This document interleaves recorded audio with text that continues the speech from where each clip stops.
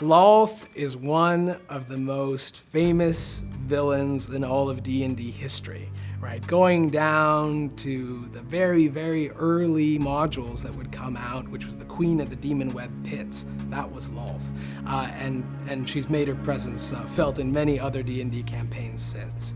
Lolth is a goddess. She's not a demigod, she's not a powerful demon only, she's a full-on goddess. That means something in the D&D world, meaning she's a very, very powerful character and a very famous character.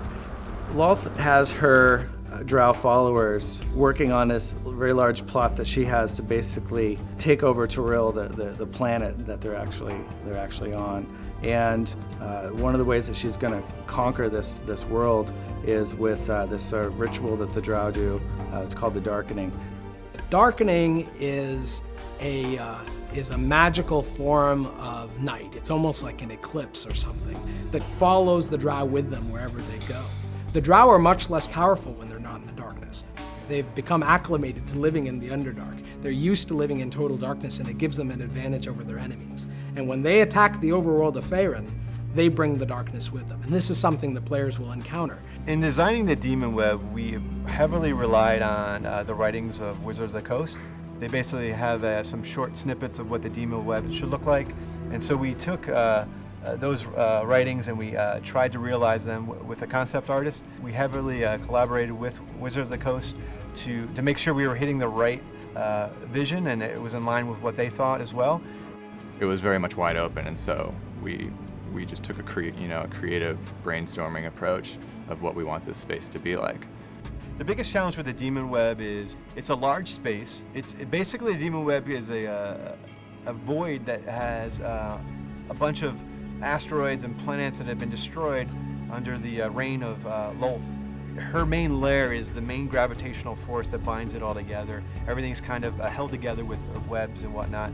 And how do you represent such a large space and walk around in it and show the chaos that is Lolth all at the same time?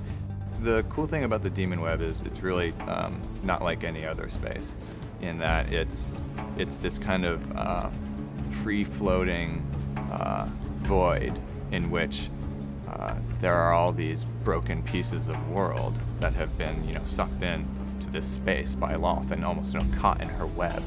And the players, are traveling through this space where it's like there's no up, right? So what's really important for Jeff and I is to give the players that sense of vertigo, of disorientation, obviously without making anybody sick, but we want to capture that to help make this space feel very unique. For me, just the epicness of it, that's really hard. We set our bar really high from basically the concepts and the CG videos we've done. So we want to hit that bar. We want the players to be wowed when they walk into space and really feel, wow, not only is this scary, but wow, this is pretty cool looking too.